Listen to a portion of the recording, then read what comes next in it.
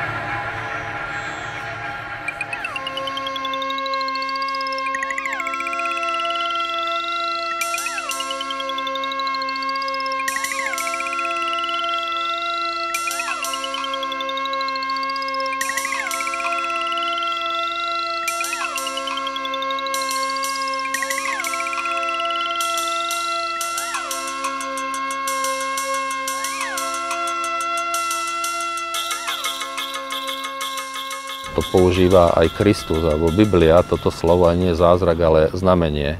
Že je to znakom, že sa tu deje niečo obdarujúce, zachraňujúce pre teba.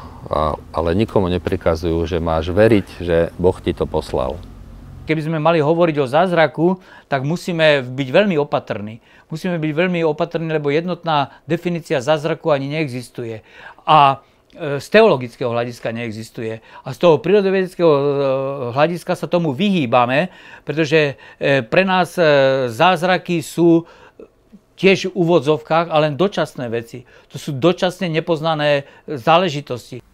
Skutočnosťou, že sú rôzne javy a fenomény, ktoré sa javia mimo našich súčasných vedomostí a chápania, ale znamená to iba toľko, že úroveň našeho poznania nie je dostatočná. Všimnite si, že aj Boh je dostatočne nejasný pojem, alebo dostatočne veľkorysý a bohatý pojem na to, aby sa dal ľahko zneužiť. To je ten problém, čo desatoro začína tým zákazom alebo príkazom, že nesmieš si ho tak skonkrétniť, tak zobraziť, aby si to urobil modlu, a vtedy to modlou trieskaš druhých po hlave. To zneužitie je možné, na to sa ľudia často pýtajú, že no, vy kresťania alebo vy kňazi sa chválite tým náboženstvom, tou vierou, ale veď v mene náboženstva si ľudia ubližujú. No, v mene všetkého si môžeme ubližovať, keď ideme proti zmyslu tej svojej témy, či to je veda, umenie alebo náboženstvo.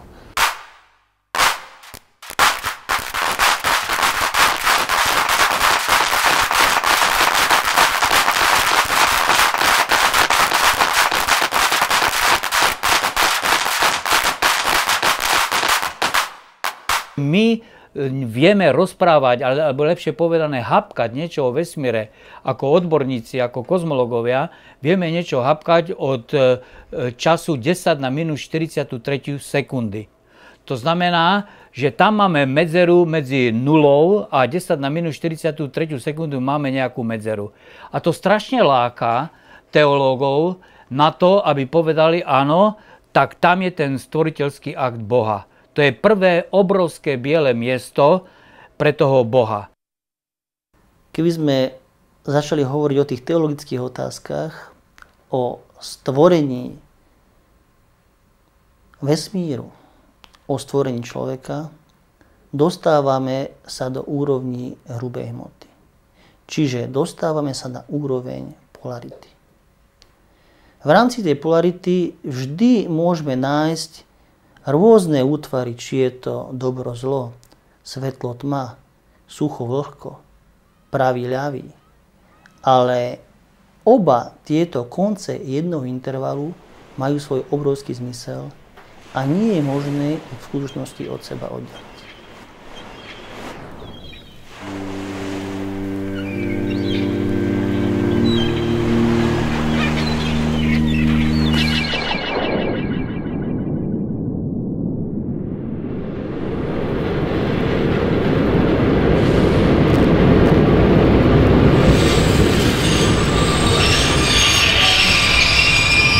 Len zase sa mi nepáči, že niektorí vtesnajú zase toho Boha takými dosť, by som povedal, degenerovanými predstavami, vtesnajú toho Boha aj do tohto aktu, kde z neživej prírody vzniká živá príroda.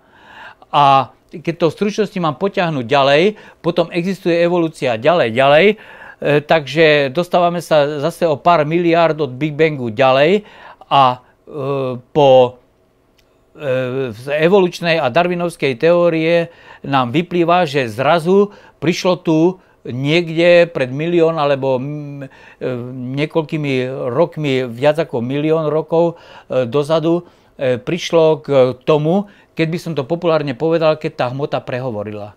To je vlastne sebareflexia tej živej hmoty, toho pračloveka, keď si začal uvedomať svoju existenciu. Tak to je ten reflexný bod, kde Homo sapiens sapiens začal si uvedomať svoju existenciu v obrovskom vesmíre. Zase je tam pokušenie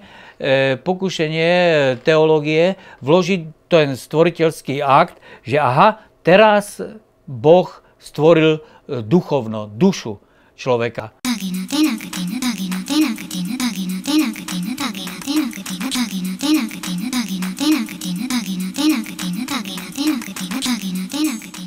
Ak príjmeme hypotézu, že človek nie je iba to, čo vidíme zmyslami, čiže toto telo, ktoré sa nejakým spôsobom prejavuje, a že je to vlastne nástroj ducha, ktorý má takýmto spôsobom možnosť existovať v tomto hmotnom prostredí, tak v tom prípade musíme povedať, že podľa toho, aký je vývoj tohto hmotného tela, tak sa tento duch môže prejaviť. Z pohľadu histórie, keď vývoj hmotného tela dospel do takého štádia, že duch ho dokázal už dostatočne ovládať, uvedomil si svoju vlastnú existenciu a svojím spôsobom došlo k prvopočiatkom civilizácie. Civilizačný proces vznikal takýmto spôsobom postupne. Z pohľadu filozofického vôbec nie je zaujímavé, kedy sa to udialo. Jednoducho dochádzalo k postupnému vývoju hmoty, ktorá sa kvalitatívne dostala na takú úroveň, že duch už dokázal ovládať toto telo, vrátanie mysle a mozgu. Mozog, podľa môjho názoru, nie je centrum myslenia a ovládania ľudského organizmu. To je hrubozrný omyl. Môj názor je taký, že mozog je iba riadiace centrum a prevodový systém a zosilňovač pôsobenia ducha na telo. Preto, pokiaľ je samozrejme mozog poškodený, človek sa javí ako slaboduchý. Je mentálne indisponovaný, môže mať rôzne i fyzické poruchy. Nemôže hýbať niektorými končatinami, nemôže rozprávať, nevidí. Môže mať rôzne poruchy z hľadiska medicínskeho. Ale to nie je dôkaz, že mozog je určujúci z hľadiska existencie myslenia. Treba to zobrať tak, že mozog je iba ten translátor, ten prekladateľ chcenia ducha, ktorý sa potom prejavuje konaním tela i mysle. Boh nám dal vlastne rozum, dal nám slobodnú vôľu a my máme vlastne to zúžitkovať, pokračovať v tom a na toto máme od Boha, aby sme odhalovali aj tie nie len tie veľké biele miesta, ktoré som spomínal v úvode, ale aj tie maličké biele miesta, ktorých je na 100 000.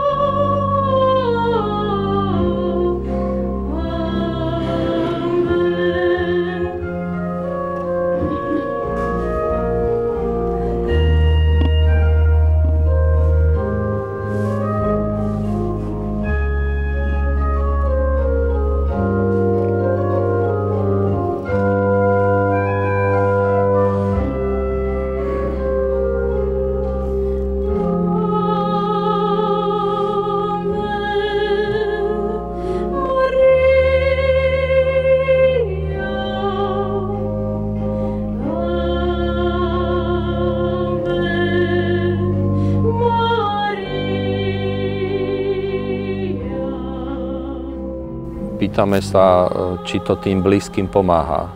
Zasa opakujem, pomáha to mne. Nezabudol som na nich. Neschoval som sa do vlastného šťastia, alebo že ja som ešte zdravý. Otvára ma to pre iných. Pomáha to aj im, ako to zmerám. Tí ľudia mi to povedia nám to, že myslím si, že si sa za mňa modlil. To som zažil, to som počul od ľudí. Ja modlitbu v tejto súvislosti vzťahu modlitba za iného spájam s láskou. Že modlitba je forma lásky. Pýtame sa, že či láska pomáha. Zasa láska má veľa podôb. Mám svojich blízkych ľudí, mám svojich najdrahších ľudí. Hovoríme o láske k Bohu. Ja chápem modlitbu ako ten najintimnejší rozhovor alebo svoje proste vyjadrenie vzťahu k Bohu, k svojej predstave Bohu. To zdôrazňujem, lebo koľko miliard ľudí žije na svete, to si myslím, že aj toľko predstav o Bohu je. Pokiaľ by sme hovorili o modlitbe, môžeme povedať, že je to vlastne vedomá komunikácia s duchovnom, ktorá v sebe obsahuje nejakú prosbu. Na rozdiel od meditácie, keď sa vnárame do duchovného sveta, ktorý je všade, nielen okolo nás, ale i v nás, a snažíme sa ho preciťovať, alebo zažívať, alebo pochopiť. Toto je meditácia. Rozdiel medzi tou modlitbou, ako som povedal, je jednoznačne prosba. Prosba, ktorá modlitbu od meditácie rozlišuje. V každom prípade sa vnárame do duchovna a v tom prvom prípade je tu ešte aj jasný adresát. Neznamená to, že naše myšlienky sa vždy dostanú k tomu adresátovi. Záleží aj na našej vlastnej sile a duchovnej úrovni. Či sa naozaj tá fľaša s tým listom hodená do mora duchovná dostane až tam, kam sme chceli. Je to určitá barlička aj pre chorých, aj pre, by som povedal, telesne postihnutých, že keď budem toľko a toľko prosiť, že mi sa niečo pomôže. Áno, v psychologickom momente to je veľmi výrazná podpora, to je dokázané, to by potvrdili psychológovia, to nie je moja parketa, ale v prírodovedeckej oblasti je toto veľmi ošemetná vec a niekedy ma až poburuje. Myslím, že to žehnanie je potom ešte spojené aj s poslaním, alebo vyslaním človeka, kde mu dávame najavo nielen, že tak ťapkáme sa, že máme sa radi, že sme svoji ako fotbalisti po góle, ale hoci aj u športovcov to má asi iný presah, že máme spoločnú úlohu, máme spoločnú zodpovednosť. Keď sme priamo v tej kresťanskej obci, tak tá zodpovednosť súvisí s tým primárnym poslaním toho spoločenstva. Keby sme išli slovne v kresťanstve k vyznačeniu toho posolstva, tak sú to známe veci, že choďte do sveta, starajte sa o svet. Tam to pomenovanie presné teraz nie je dôležité, že učte a krstite. Krstite zase treba rozumieť ako nie ten úkon samotný s tou vodou, ale krstiť ako zasvedcovať. No, pomôžte ľuďom, aby našli svoju identitu nie v tom, že sú Slováci, Maďari, Rusi, Židia, Gréci, ale že nájdu v Kristovi ten obraz človeka, z ktorého môžu žiť. Zasvedcujte do toho. Hej. Teda je tu to, že mám ťa rád v tom žehnaní, ale je tam aj beriem ťa vážne a čakám od teba, že spolu vytváraš tú ľudskosť, že pracuješ na tom svete. My keď sa dostávame do toho, že čím viacej poznáme, tým viacej nevieme, to je práve to, čo nutí človeka k skromnosti. To znamená, že každý solidný prírodovedec, alebo prírodovedec, ktorý to myslí úprimne s poznávaním prírody, je mu jasné, že čím viacej vie o univerze, tým viacej vie, že nevie. Že narastá okruh otázok nepoznaných. Nie je možné, aby sme hovorili o svetle a tme, keď nepoznáme jedno a druhé. Ten rozdiel musíme vždy poznať. Kto by vedel, čo je dobro, keby sme v živote nezažili zlo? Práve preto je nutné, aby sme existovali tu, v tejto úrovni polarity. Aby sme získavali skúsenosti, ktoré mimo hmotného sveta, bez času, priestory a hrubej matérie nie je možné nadobudnúť. Táto forma existencie by v tom prípade bola úplne zbytočná. Neznamená to však, že zlo možno nejakým spôsobom vyvyšovať alebo sa mu kláňať. Je tu naozaj iba na to, aby nás upozorňovalo, kde je okraj tej cesty a ako sa zase dostaneme na tú cestu späť. Neverím na žiadne nejaké harmonické kmitanie a vibrácie vesmírne, nejaké ilúzie o mimozemšťanoch, iných svetov a tak ďalej. Ja potrebujem konkrétne dôkazy, keď nie sú, tak sa to vecou zaoberám, neodmietam to ako zo stola, ale keď to niekto chce tvrdiť, tak to musí proste dokázať alebo vyvrátiť. To, že vlastne tá neistota je súčasťou nášho bytia, to ma ukludnilo, lebo viem, že vlastne aj tam, kde končí neistota, končí aj veda a končí vlastne aj skutočné hľadanie pravdy a skutočne tá pravá teológia.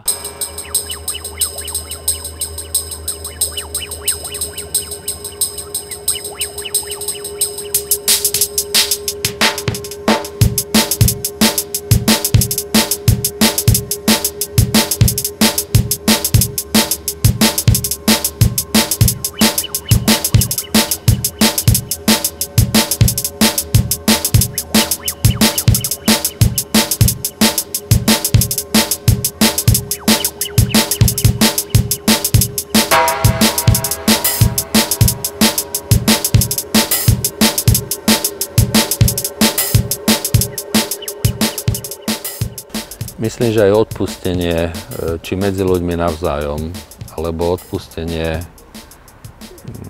v úvodzovkách sebe samému súvisí s tým, že nemôžem vidieť seba samého ako vyčleneného z ostatných vzťahov. Tak ako je to v modlitbe Oče náš, kde sa hovorí odpusť nám, ako si my odpúšťame. Alebo naopak sa dá povedať, že my si odpúšťame, ako tebou sa cítime prijatí. To je v tomto vzťahu. Ak sa človek necíti prijatý Bohom alebo niekým iným, v rámci rodiny, malé deti, svojimi rodičmi, ak cítia, že rodičia robia rozdiely medzi nami, tak veľmi ťažko ich budeme učiť odpusteniu, rešpektu vzájomnému a láske vzájomnej. Odpustenie zasa jeden pojem na označenie jednej formy lásky, sa dá povedať. Lásky, ktorá je sebakritická a zároveň chápajúca voči inému zranenému človekovi. Ale musí tam byť tá platforma, ako sú rodičia, ak to funguje pre tie deti, alebo pre spoločnosť nejaký ideál, ťažko povedať, že Boh. Hej.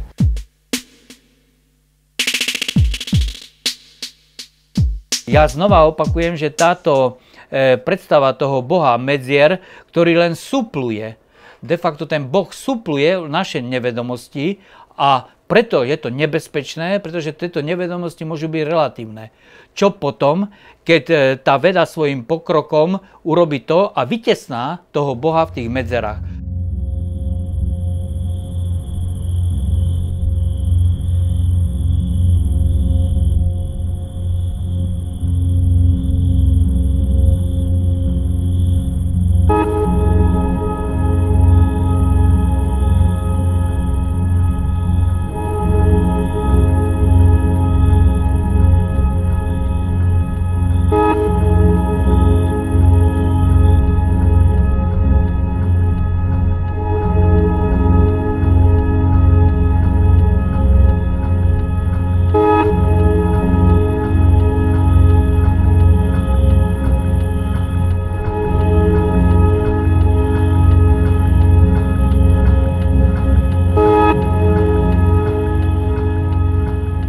rámci života si vždy môžeme vybrať dve cesty. Buď cestu individuálnu, a to vo forme nejakého mnícha alebo utiahnutého vedca, ktorý sa venuje svojej problematike bez toho, aby mal nejaké bližšie spoločenské väzby. Som vyrovnaný a harmonizovaný s univerzom práve v tom nepokoji, ktorý v konečnom dôsledku je absolútny pokoj, lebo viem, že sa niektoré veci nikdy ani ja nedozviem a možno ani moji následovníci.